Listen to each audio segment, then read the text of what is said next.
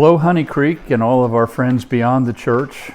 We're back in familiar territory once again. We've changed the services back to video remote services for a short time, hopefully.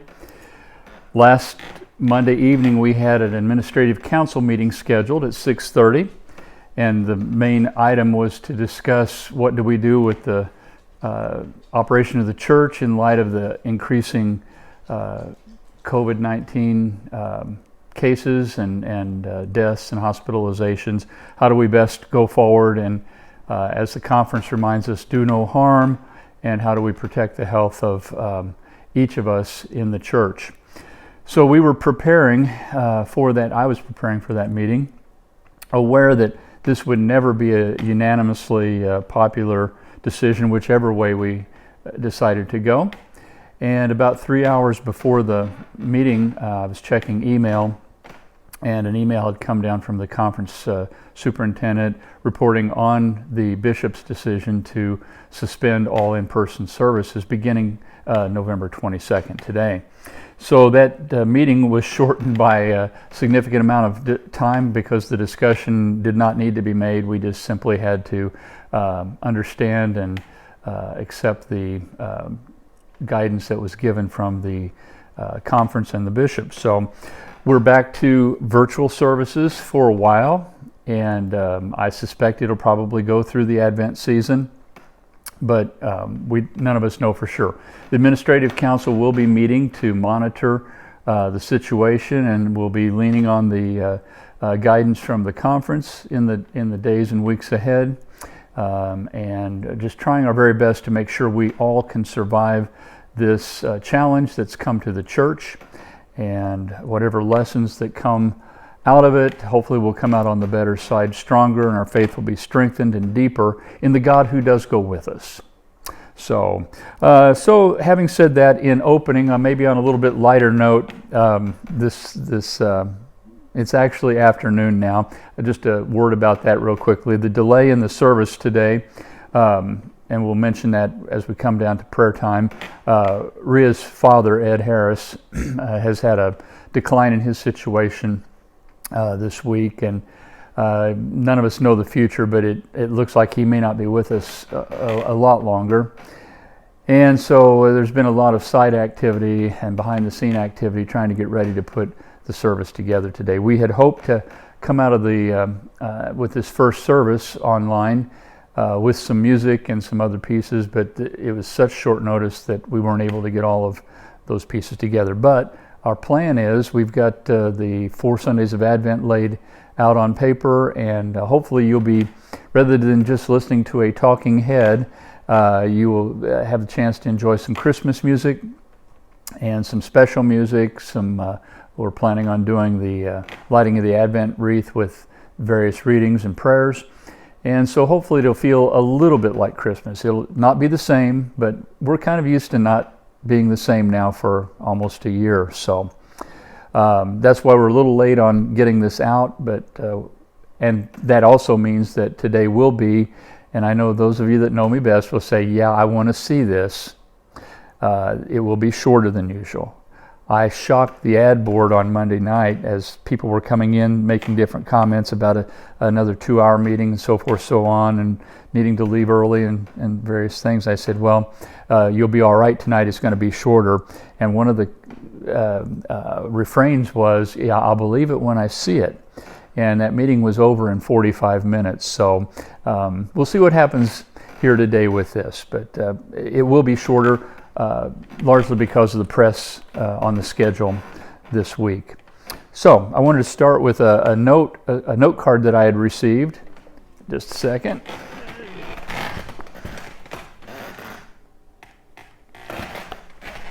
A note card that I'd received this week from Judy Blomberg, and it's got I think this is a self-taken picture of peonies back in, probably that would be the end of May. And so it's a real nice picture that's attached to this card. And she's been sending little pick-me-ups for the last few weeks, and I've really appreciated that. I thought this was one we could share coming out of the gates here with our first virtual service. It says, hello, smile for the week. What did you learn from quarantine 2020? The answer was, Bigfoot's name is Daryl. A lot of us had a chance to watch a lot more TV than we normally would, and one of those great Progressive, I think, commercials was when Flo was talking to Bigfoot, and she refers to him as Bigfoot, and he gets this hurt look on his big hairy face and says, my name's Daryl. So we're learning as we go, and thank you, Judy, for that little bright spot. We do have some prayer concerns that are there's a number of ongoing, and certainly not to minimize those, but to keep this workable today, I want to try to lift the more urgent at this moment, and then perhaps Rhea can put together a list that can be set in that does a more thorough listing. We've been praying this week for I'll call her Debbie Bright forever because she was Debbie Bright when I went to school with her. But Debbie Wood that's Bonnie's daughter, Debbie, had experienced a stroke recently. I think it's been a little over a week now. And she's in the hospital at St. Francis and in rehab. They're trying to help her recapture her speech and physical movement. A fairly significant stroke that she had, and we want to continue to pray for her as she recuperates. I understand she's making phone calls now, and her speech is coming together. So continue to pray for Debbie and her husband Dave and Bonnie, her mom, and all the family that stands by and wait to see her progress. It's going to typically it takes time and patience, and we want to pray to that end for them. Also like for you to keep Kathy Ballou in your prayers and thoughts. She had been bitten by, they determined finally, a brown recluse spider behind her ear, which is kind of an unusual place. A lot of times people encounter that in their extremities, their hands or their feet, and she has been bitten behind the ear, and that's a process too. It takes a lot of chemistry to figure out which antibiotics help the most, and so keep her in your prayers as well. We have a number of people who are continuing with chemo and cancer treatments.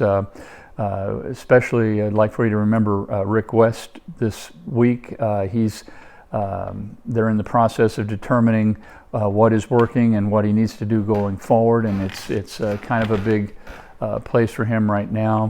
You want to remember Betty Bryant as well. She's, as I understand, and I need to talk to her more specifically, but the word I've gotten is that she had some difficulty with her last treatment. So remember Betty Bryant as you're praying as well. And the challenge with, especially today, operating off of memory is that I will leave people off, and it's not because their needs aren't important. These are just some of the more urgent at the moment prayer concerns. So if you'll remember them, and we'll try to add to that list in the editing process. This is the Sunday before Thanksgiving, and all across the country, people will be thumbing through their Bibles looking for 1 Thessalonians. It's one of the key verses that preachers have been known to preach from because it's so central to the idea and the concept of being grateful and thankful. And so we're going to follow their example, not because it's easy, it's just solid. There's really no room for argument on this verse. You can't hardly interpret it incorrectly. It's 3 verses actually out of 1 Thessalonians chapter 5, and it's verses 16, 17, and 8. You'll recognize them right away. Rejoice always, pray continually, give thanks in all circumstances, for this is God's will for you in Christ Jesus. Give thanks in all circumstances, for this is God's will for you in Christ Jesus. I'm not going to say a lot about this, but just the way the words are put together here. So many times as Christians, followers of Christ, we're interested in knowing God's will and God's plan for our life. What type of job should we do? What kind of relationship should we have? And so forth, so on. And there's always this question of what is God's will for my life? This lays it out fairly clearly. If you want to work on an area that you can feel confident is God's will for your life, here's one to work on. The writer says, give thanks in all circumstances. And instantly, across the years, I've sensed a pulling back when we hear those words. Yes, but you don't know my situation, and I don't see a single footnote or asterisk in there that says if you have unusual circumstances, this doesn't apply. It says, give thanks in all circumstances. This is the will of God. So what that means is we have to take where we are today and look at what we wish was different, what's not going so smoothly, and all of us can name a number of things from our national life clear down to our very personal areas of life, things that we wish were different, and that does remind me, sorry for the departure back, but in the prayer concerns I did want to mention Michelle Bryant, who had identified that she had lost her job this week. And in times like that, I would just use that as an example. In times when the reverses come, sorry Michelle, I don't mean to use you as an example, but it's a good example. When we have things on track and it seems like life is going the right way, and then it jumps the rails, it's really hard at times like that to give thanks in all circumstances, because this isn't exactly what we had in mind, and it doesn't fit our plan, certainly. And what do we do in times like that? And I think that's really, if you wanted to go back and really think about the idea of being grateful and thankful for everything, is we have to come back as people of faith to the understanding that God knows all, He's all present, He's all powerful. We can turn that into a theological discussion, and it can become quite boring if you want to go that path. But God is near and with us, never leaves us, never forsakes us. And there's times when life kind of departs from the plan we have, that it's not easy to be grateful or thankful for this disaster, this reversal, this problem that has just presented itself. And how do we as people of faith make that adjustment?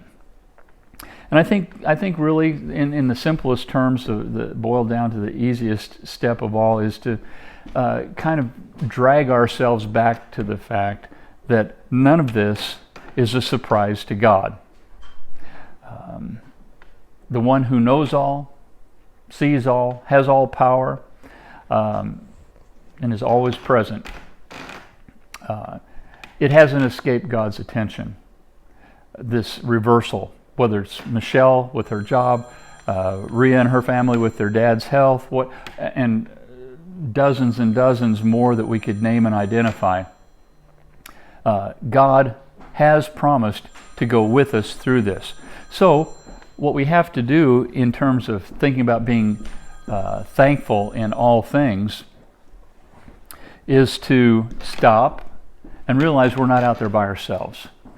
We're not fighting our battles alone, but we have one with us who will stand by us and give us all the things that we need, will provide for us all the necessary strength, direction, patience, endurance, whatever the need is. God is there, will be with us. And I hope you hear that as an encouragement today.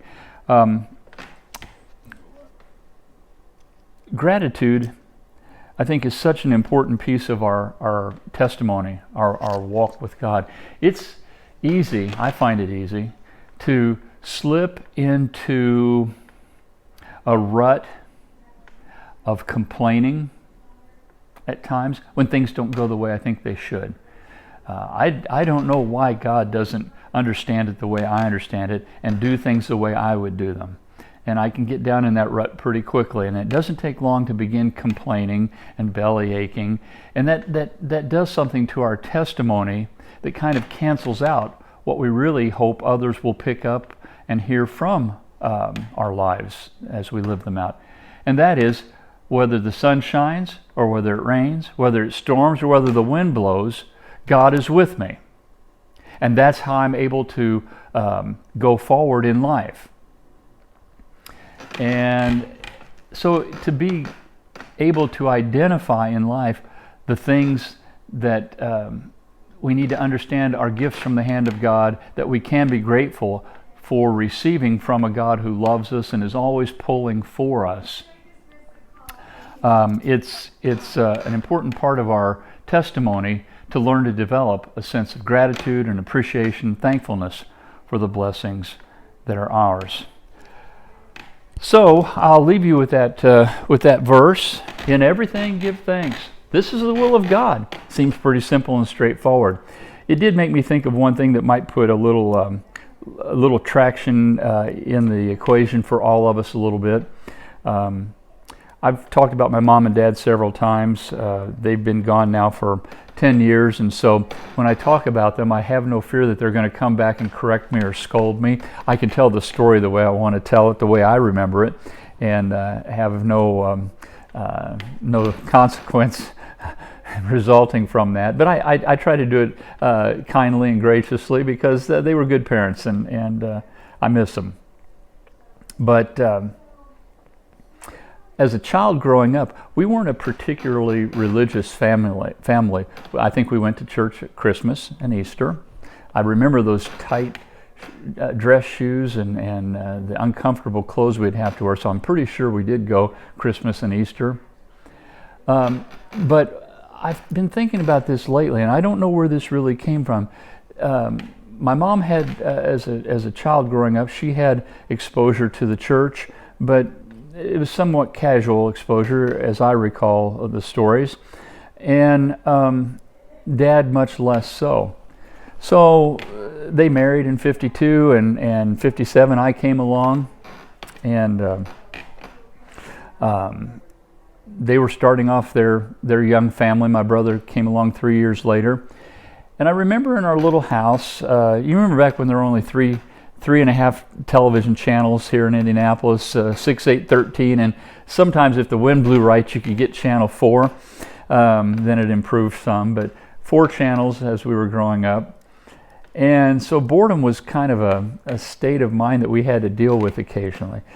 And we had a record player in the house. I can still remember what it looked like. It had the speakers on the side. I'm sounding like an old person, aren't I? Reminiscing too much. But it was just a Arvin turntable with stereophonic speakers that were on hinges that turned out, and we had a limited selection of 33 1/3 that we could play. But one of them, and you may have had this in your home too, one of them was a Tennessee Ernie Ford album, and on that picture I can still see it even though I haven't seen it for years.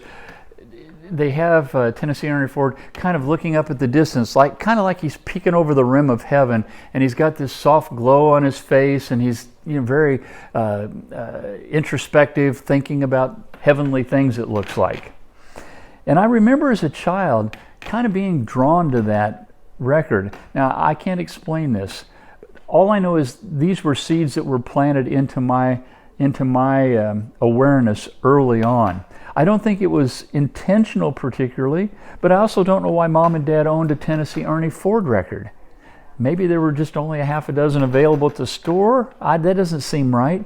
Herb Alford and the Tijuana Brass were there, so maybe, I don't know, maybe they picked it for a reason and I just never figured it out. Anyway, Tennessee Ernie Ford was on there, and his deep, almost, I think it was more tenor, but he could get pretty low in his singing, smooth, rich voice, and he would sing, these dozen or so hymns, gospel songs on this album. And you remember in the day, we didn't have playlists. You just set the return arm up so that when it got to the end, it picked itself up and it came back and it reset. I sound like an old guy right now, don't I? It came back on the, and it would replay itself over and over and over until you hit that arm. So I learned a lot of these songs really well. Where are you going, preacher? One of the songs on that album was Count Your Blessings. And that song is way deep down in my awareness. I'm not saying that I practice it perfectly all the time, but there have been times it's kind of bubbled up to the surface as a reminder to me, as a follower of Christ, to stop the belly aching, stop the complaining. It's so very easy, and all you have to do really is get 2 or 3 people around you who want to bellyache with you, and all of a sudden you've got a party. I mean, that will not stop. But every once in a while we have to pull ourselves to the side as people of faith and recognize that every good and perfect gift comes from God. And so we can begin this process of counting our blessings and realizing what God is doing in our life. All I wanted to do for us around this thought is read these verses.